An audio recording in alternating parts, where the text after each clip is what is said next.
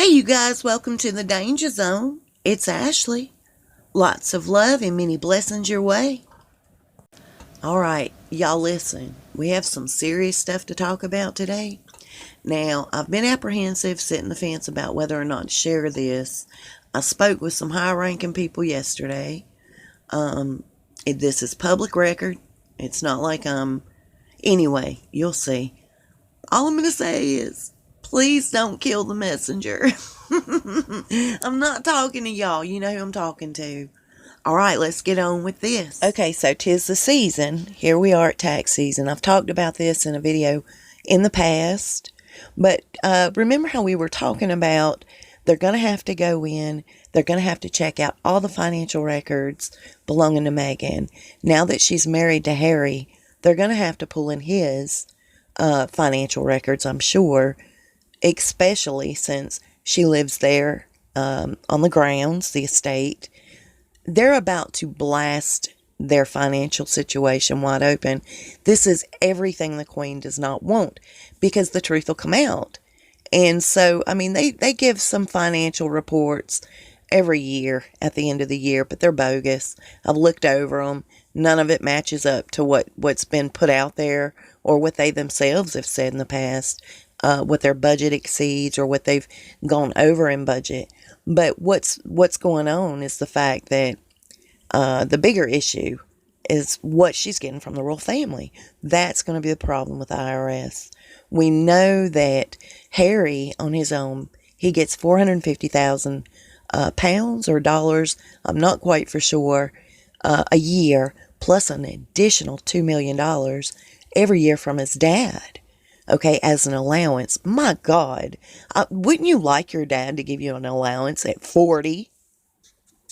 Okay, and so they're going to have to go through their finances with a fine-tooth comb.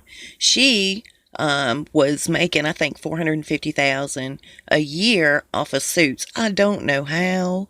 That's since been canceled. I think they have an episode left. They're trying to get her to come in and do a, cameo. That's going to be classy. I'm sure the royal family will be especially proud. Anyway, so here's the problem. Is she going to renounce her citizenship?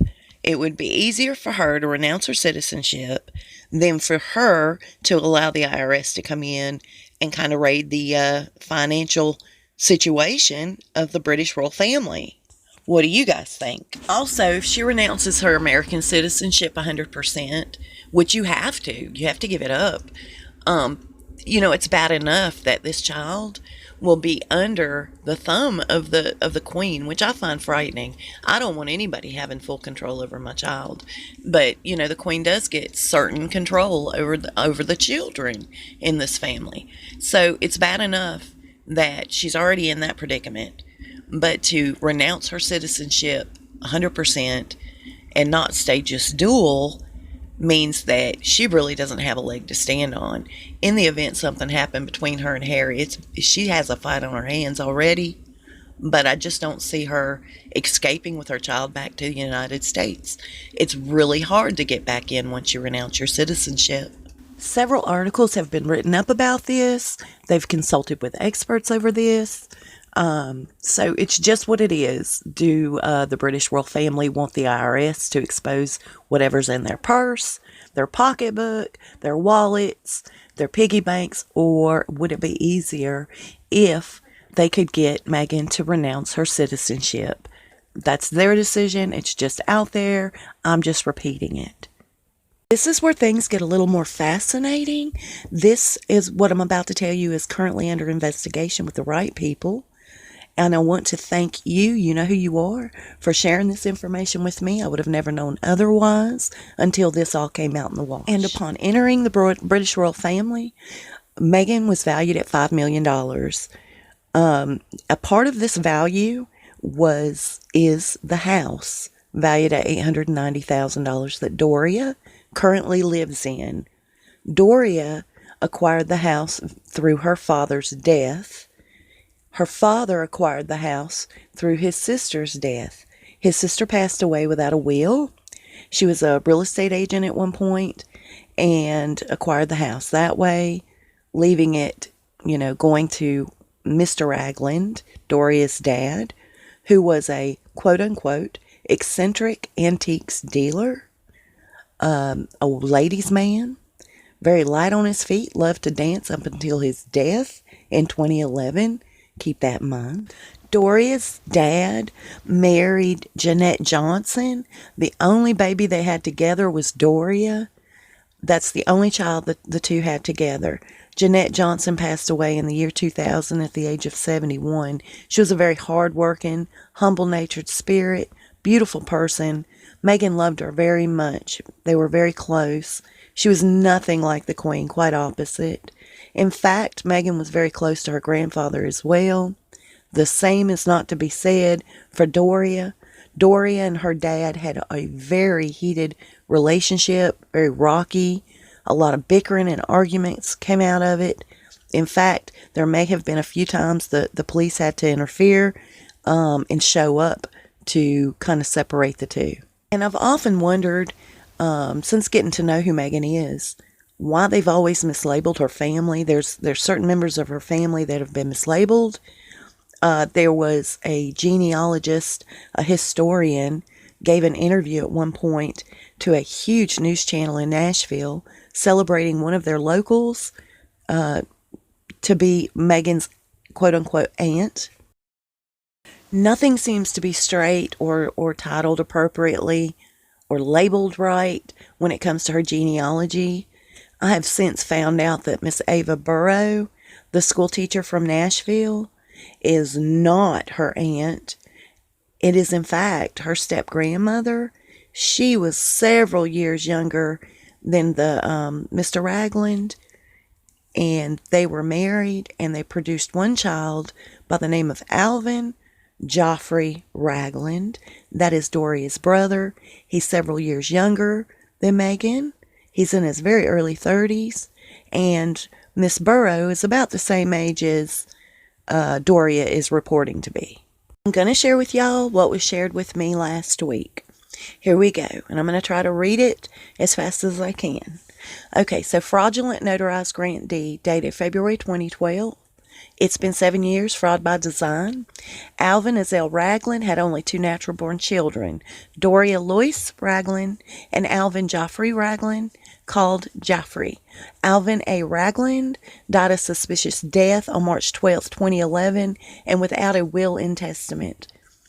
Alvin Joffrey Ragland, brother of Doria Ragland, is a quiet, unsuspecting, easygoing, self-trained, creative artist, not with a higher education. He asks no questions. He's just a laid-back type of guy. He pretty much does what he's told. Light on his feet and loved to dance right up until his death, Mr. Alvin Azell Ragland was found March of 2011, unresponsive on the property he resided at, 5127 Angeles Vista, View Park, California, with several blunt trauma wounds to his head, not consistent with a single flat surface sidewalk fall from a dog leash. He died March 12, 2011. The dog leash information story was given by Doria Ragland, according to hospital records. Death certificate-related documents were also signed by Doria. January 19, 2012, the LA Superior Court, case number 128839, granted Doria Ragland and A. Joffrey Ragland each 50% of the ownership of the residential property, market valued at $889,000, located at 5127 Angeles Vista, View Park, California. The property Alvin A. Ragland resided in up until his death and where the head trauma occurred. Doria Ragland lived in a very modest apartment on 7004 Beverly Boulevard in LA, where she lived for several years prior to Alvin A. Ragland's death. She filed for bankruptcy a few years prior. Court records show that she immediately moved into the home of Mr. Alvin Ragland. I don't want to give the address again, you guys. And after his death, she took full possession of the property. Alvin's Ragland inherited this property, no mortgage, home from his deceased sister, a big-time realtor years prior.